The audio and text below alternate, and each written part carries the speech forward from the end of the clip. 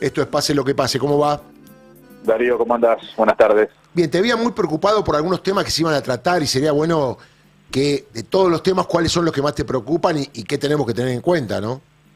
Bueno, primero nuestra solidaridad con los 1.388 trabajadoras y trabajadores ferroviarios despedidos por el cierre de Trenes Argentinos Capital Humano y el repudio a la decisión del gobierno.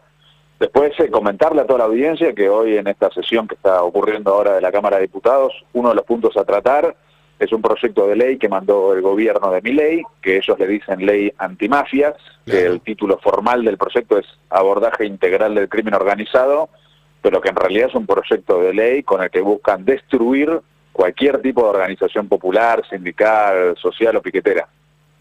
Sí, y además violando todo lo que establece la Constitución Nacional, los tratados internacionales y lo que es el debido proceso legal, digo, porque además le da como hasta un poder, más allá del Poder Judicial, al Poder Ejecutivo, ¿no? Absolutamente. El proyecto de ley literalmente dice que se considera como criminal cualquier organización de 3 o más personas, grupo de 3 o más personas, que durante cierto tiempo, sin establecer el periodo de tiempo, y en un determinado terreno geográfico, sin determinar tampoco los alcances, lleven adelante determinados delitos.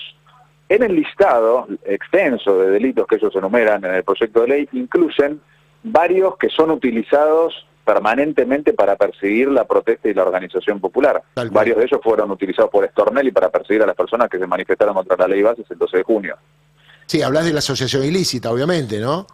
Entre otras cosas. Pero lo que ellos hacen en este proyecto de ley, además, es que si vos formás parte de una organización que ellos consideran criminal, a vos te pueden imputar el delito más grave del que acusen a la organización. Bueno, vos esto lo sabes muy bien, se lo podés explicar a la audiencia, pero en el derecho penal hay algo elemental, que es que a vos solamente te pueden condenar por algo que hayas hecho vos. Bueno, acá ya eso se elimina, no hay más principio de responsabilidad penal individual, personal. Te pueden atribuir a vos la comisión de un delito por el cual acusen a tu organización, vos sos un sindicato, vos sos una organización social o de un agrupamiento de personas que ellos consideran criminal, te pueden imputar el delito más grave, y dicen literal en el proyecto de ley que si vos formás parte de la organización o colaborás con la organización y esa organización lleva adelante supuestamente estos delitos, pueden pedir penas de prisión de entre 8 y 20 años. Claro, una locura. Es decir, que no son excarcelables. Claro, es lo que se llama el derecho penal de autor o derecho penal de acto, ¿no? Que es lo que rige en la Argentina. Me han llamado mucha gente de distintos sectores advirtiendo esto. Acá en una oportunidad, me acuerdo cuando fue el proyecto, Carla leyó algunas partes del proyecto que tiene que ver también con cuestiones directas de lo que es el delito urbano, ¿no? En cuanto al abordaje a las personas que cometen delitos. Y dejando un poco de lado el Poder Judicial, esto es lo que a mí me llama la atención, ¿no? Como que el Poder Ejecutivo o el Ministerio Público Fiscal, que no es el Poder Judicial, es parte, pero acá el juez de garantía es el juez. El Ministerio Público Fiscal no puede hacer cualquier cosa y estar a disposición del Poder Ejecutivo de acuerdo a detener a una persona para ver cuánto tiempo está incomunicado o no, debe comunicarle inmediatamente al juez. Yo no sé si esto va a caminar, por más que la ley se apruebe, desde el punto de vista de la Constitución Nacional, con cada uno de los jueces que la tengan que aplicar, porque acá van a plantear la inconstitucionalidad de muchas normas, ¿no?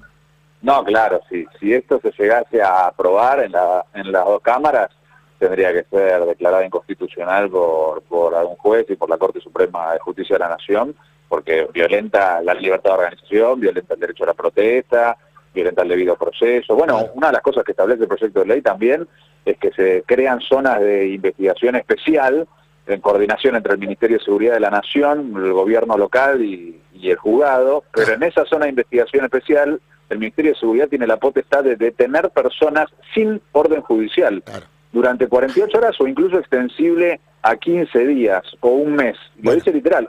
También dice que si de las pinchaduras telefónicas que ordena el juzgado surge, según ellos, la necesidad de pinchar otros teléfonos o interceptar otras comunicaciones por redes sociales, también el Ministerio de Seguridad lo puede hacer sin orden judicial previa.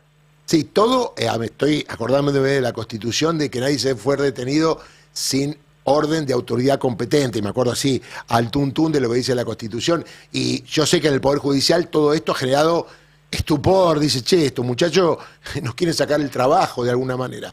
Pero acá está Carla, que te va a hacer algunas preguntas. Sí, Juan, ¿cómo estás? Acá Carla Pelliza te saluda.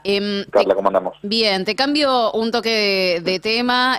Hace un rato nada más hubo una importante conferencia de prensa ahí en Pasos Perdidos. Una vez más, distintos espacios de la política se pudieron reunir y mostrar una unidad frente a, en este caso, la posibilidad del veto de Javier Milei al financiamiento de las universidades. Contanos un poco qué significa, ¿no?, esta conferencia de prensa y cuáles son las expectativas para mañana. Una conferencia de prensa de diputadas y diputados de Unión por la Patria, donde anunciamos que vamos a acompañar la marcha de mañana y rechazar el veto de Milei. También hubo una conferencia de prensa de otros bloques opositores del Senado y de diputados, del radicalismo, del bloque que lidera Pichetto, incluso sectores del PRO, también planteando que rechazan el veto. Me parece que eso refuerza la necesidad de convocar con mucha fuerza la marcha de mañana para que sea multitudinaria contra el veto y que si Milei llega a vetar, en este caso en particular, a diferencia de la situación de las jubilaciones, sí logremos los 2/3 para derrotar el veto. Ahora, una cosa, Carla, me parece muy importante para no dejar en el tintero lo que estábamos hablando antes y sacar una conclusión de esta supuesta ley antimafias. Me parece que es muy grave lo que está pasando, que hay que levantar la alerta y que toda la sociedad se tiene que poner al tanto y que tenemos que comenzar una campaña militante para que si hoy esto se aprueba en diputados, después no se apruebe en el Senado, porque ellos con la ley base ya suspendieron la Constitución y ahora estamos asistiendo a la muerte de la democracia en Argentina, la destrucción de la democracia. No lo podemos tolerar, están violentando principios fundamentales del Estado de Derecho, de la Constitución Nacional. Tu libertad ya no existe. Si a vos te echan del laburo, te organizás con tus compañeros para pelear contra el despido, o te organizás en tu barrio para pelear por el derecho a comer, con este proyecto de ley ya te van a poder, si ellos quieren, meter en cana entre 8 y 20 años, acusándote de una diversidad de delitos que te atribuyen solamente por luchar. Bueno, no podemos permitir que en Argentina ocurra eso, que ya no exista el derecho a protesta, porque este es un gobierno que viene a meter despidos masivos, que condena millones al hambre y encima, si salís a protestar, si te organizás, pretenden meterte en cana. Bueno, eso no lo podemos permitir. Me parece muy importante que todos los que estén escuchando nos sumemos y alcemos la voz, le reclamemos ahora a diputadas y diputados y después a senadoras y senadores que se vote en contra y que hagamos valer la libertad de organización y el derecho a la protesta en nuestro país. Bueno, en la ley base se habían intentado limitar la protesta y eso lo habían podido quitar, entiendo, porque había sumado un rechazo importante de la política, ¿no?, cuando se estaba discutiendo eso. ¿Cuál es el panorama ahora? Pues me imagino que Unión por la Patria y la izquierda no van a ser los únicos sectores que se planten frente a esto, pero bueno, este año ha sabido sorprendernos a todos, ¿no? Sí, de hecho el dictamen de mayoría impulsado por el oficialismo también está firmado por el PRO, por la UCR y está firmado en disidencia por la coalición cívica y bloque de Pichetto. Firmar en disidencia significa que votás a favor en general y después discutís algunos puntos en particular del articulado, pero están acompañando a favor, por lo cual es muy probable que hoy se vote a favor en la Cámara de Diputados, y eso es gravísimo, porque la democracia no se va a defender sola, la tienen que defender los partidos políticos democráticos que reivindican la Constitución. Y bueno, si hoy esos partidos políticos convalidan esta norma, están siendo cómplices y partícipes de este proceso de destrucción de la democracia que está impulsando Javier Milei, y eso la sociedad lo tiene que saber y les tiene que reclamar que cambien la conducta y que defiendan la democracia. Y te consulto también por otro de los proyectos que se va a discutir hoy, que también entiendo que va a salir aprobado y se va a convertir en ley, que es la boleta única en papel. ¿Nos escuchás? Sí, ahí escucho. ¿Qué pasa con la boleta única en papel, la posición de Unión por la Patria? Entiendo, bueno, ya tiene sanción de las dos cámaras, están ratificando los cambios o no ahí en diputados, pero ¿cuál es la visión que tienen ustedes? Sí, se está discutiendo ahora mismo, en un rato se vota, hay un acuerdo entre la Libertad Avanza, el PRO y los bloques autodenominados dialoguistas en aprobar, ratificar la versión que viene del Senado. De conjunto, como Unión por la Patria, nos opusimos y nos oponemos, porque por muchos motivos. En primer lugar, porque debilita la democracia y el sistema de partidos políticos. Es un sistema que exalta las figuras individuales, mediáticas y populares en redes sociales y debilita a los partidos políticos como tales y por lo tanto a la discusión política, a la discusión programática, además de que en la boleta única solo ves los nombres de los primeros candidatos, el resto de los candidatos literalmente no figura el nombre cuando vas a votar al cuarto oscuro, por lo cual ellos que se quejan de la lista sábana acá directamente son listas fantasmas, donde vos no sabés qué estás votando cuando estás yendo a votar. Después hay un montón de complicaciones desde el punto de vista práctico, técnico, para llevar adelante una elección de esa naturaleza, por ejemplo en la provincia de Buenos Aires, donde el sistema es el otro.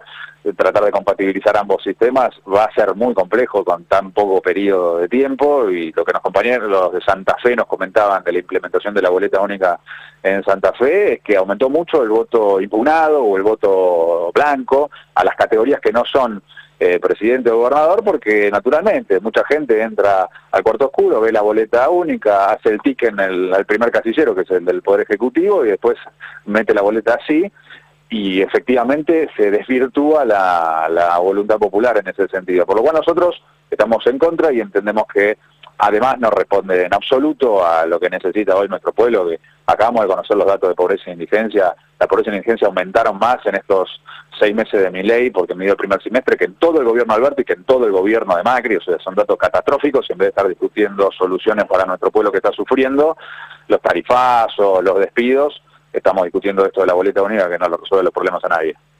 Juan, ¿qué tal? Martín Epstein, te saludo, ¿cómo estás? ¿Cómo andamos? Te quería hacer una pregunta, a ver qué te parece.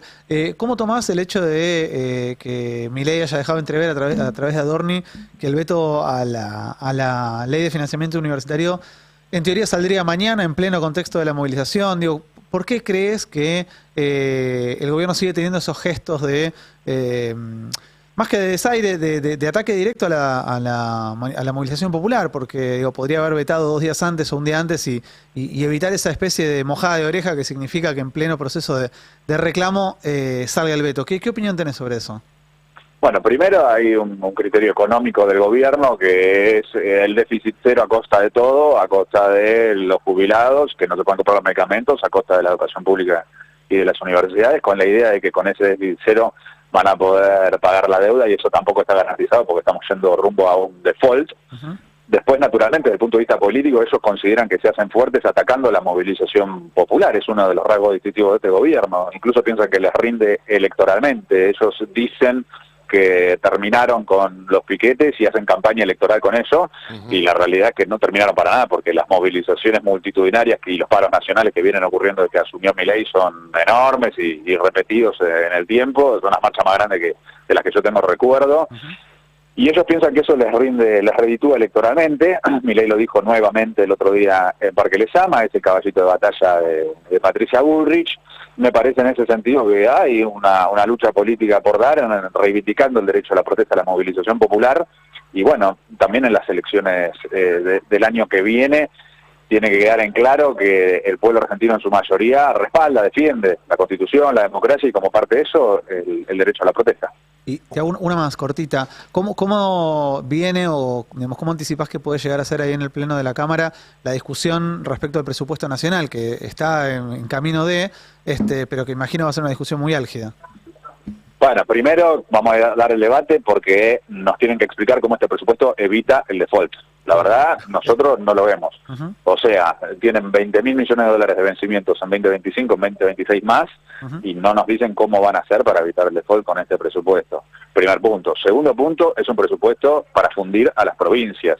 Entonces, me parece en ese sentido que se abre un debate con todos los gobernadores de la Argentina, y el jefe de gobierno de la ciudad incluido también, sobre si van a respaldar o no un presupuesto cuyo único objetivo que tiene es imponerles a los gobernadores un ajuste de 60.000 millones de dólares, como les dijo Milei. Después Expert lo cambió a 20.000 millones de dólares, igualmente es inviable y significa la fundición, la quiebra de las provincias.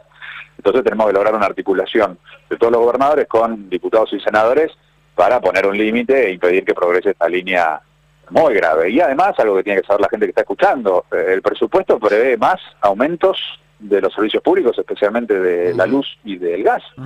Ellos dicen que vos estás pagando de la factura de luz el 50% del costo de generación eléctrica mayorista. Quieren que 2024, este año, termine con vos pagando el 65%. Y en el presupuesto lo que dicen es que van a recortar un 41% más real en subsidios a los servicios públicos de energía, y que por lo tanto vos tenés que pagar de la factura de luz el año que viene el 85% del costo de la generación eléctrica. O sea, ya se te está complicando pagar la luz hoy.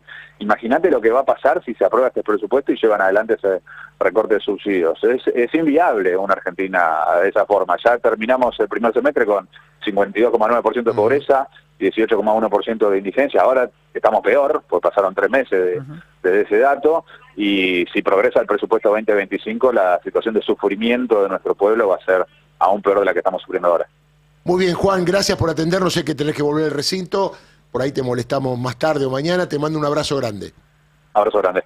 Juan Marino, diputado nacional, está en este momento obviamente dentro del Congreso porque hay sesión y hay muchos temas para tratar. Muchos que tienen que ver con las libertades, con el tema del debido proceso legal, el tema de la persecución por parte del Estado a los ciudadanos, no porque hayan cometido un delito, sino por las dudas. Esta película ya la vi, era la dictadura, no era un gobierno democrático. 14:53.